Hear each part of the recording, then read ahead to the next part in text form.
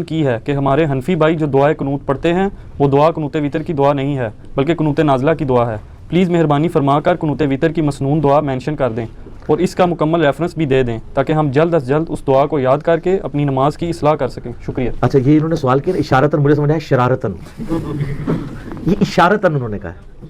اشارتاً میں نے واقعی ذکر کیا. اس کی وجہ یہ ہے کہ یہاں پہ ایک بابا جی ہیں وہ جن کا ایک کلپ بڑا وائرل ہوا تھا اور وہ کہتے تھے ہم دین کو حکومتی لیول پہ نافذ کرنا چاہتے ہیں. بالکل ہماری بھی خواہش ہے. پھر انہوں نے کہا کہ یہ تو ہمارے جج، ڈاکٹرز، انجینئرز اتنے جاہل ہیں کہ ان سے دعائے قنوت بھی سنو تو دعائے قنوت نہیں آتی.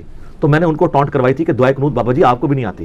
آپ کے بابوں نے جو آپ کو دعائے قنوت سکھائی ہے وہ قنوت وتر کی دعا ہی نہیں ہے، وہ تو قنوت نازلہ کی دعا ہے جو کافروں پر بددعا کی جاتی ہے. چاہے آپ وہ وتر میں کر لیں چاہے فرض نماز کی آخری رکعت میں رکوع کے بعد، قنوت نازلہ کے طور پر. لیکن جو قنوت وتر ہم عشاء کی کرتے ہیں وہ تو ہم رکوع سے پہلے کرتے ہیں، کیونکہ صحیح بخاری میں حدیث ہے کہ جس نے کہا کہ نبی علیہ السلام نے رکوع کے بعد وتر کی یعنی دعا مانگی تو وہ جھوٹا ہے. نبی علیہ السلام نے صرف ایک مہینے رکوع کے بعد مانگی تھی جو قنوت نازلہ تھی. آپ رکوع سے پہلے ہمیشہ مانگا کرتے تھے. صحیح بخاری میں انٹرنیشنل نمبر ہے اس کا 1002، انس بن مالک سے روایت ہے. تو قنوت وتر کی دعا جو ہے وہ رکوع سے پہلے ہوتی ہے اور دونوں طریقے سے سنت ہے. آپ سورہ فاتحہ کے بعد سورت ملانے کے بعد اللہ اکبر کہہ کے ہاتھ بلند کریں اور دوبارہ سے ہاتھ باندھ لیں اور دعائے قنوت پڑھیں، یا سورت ملانے کے فوراً بعد ساتھ ہی دعائے قنوت پڑھ لیں. اور اس کے لیے دعائے قنوت کون سی؟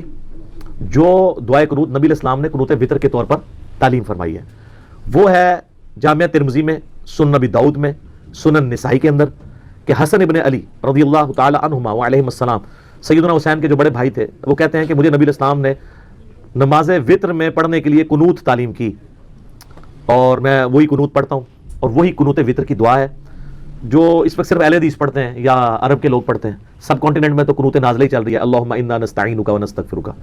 یہ قنوت وتر بھی یاد کریں. کئی لوگوں نے بوڑھی عمر میں جا کے یہ دعا یاد کی ہے.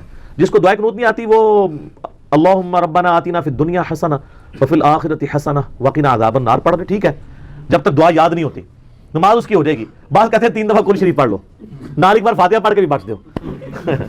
کل شریف نہیں، وہ دعا کی جگہ دعا لے گی. دعائے وتر نہیں آتی تو سورہ اخلاص کیوں پڑھنی ہے؟ دعا ہی پڑھنی ہے آپ نے.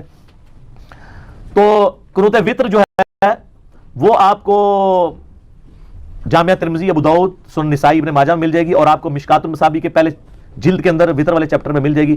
حسن ابن علی نے وہ نبی علیہ السلام سے سیکھی تھی. اللہم اہدنی فی من ہدیت، اے اللہ مجھے ہدایت دینے کے بعد اپنے ہدایت یافتہ لوگوں میں شامل کر لے. ہائے ہائے ہائے.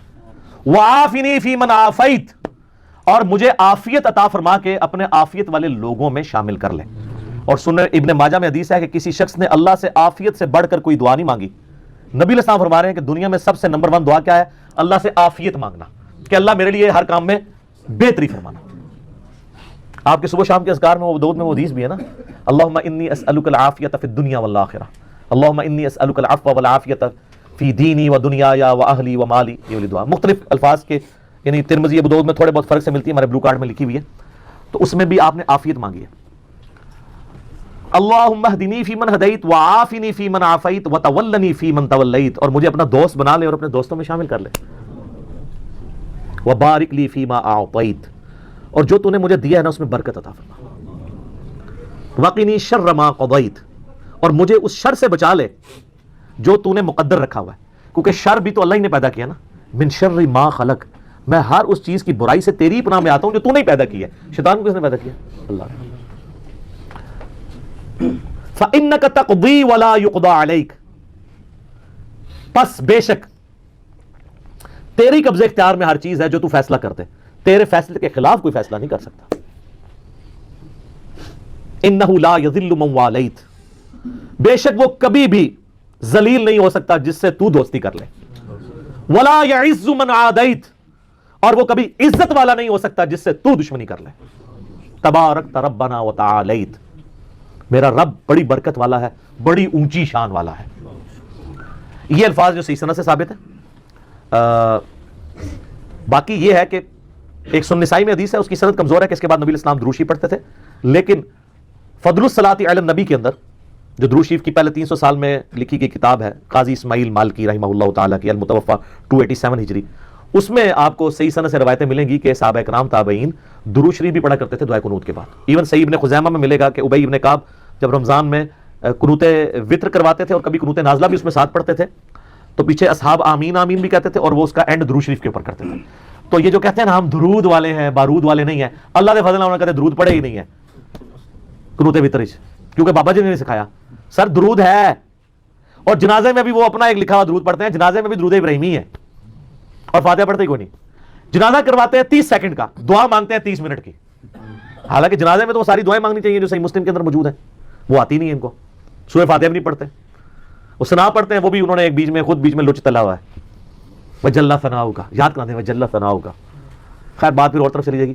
تو یہ دعائے قنوت ہے. اس کے بعد آپ درود شریف پڑھ سکتے ہیں، اتنا بھی پڑھ سکتے ہیں اللہم صلی علی محمد وعلی آل محمد.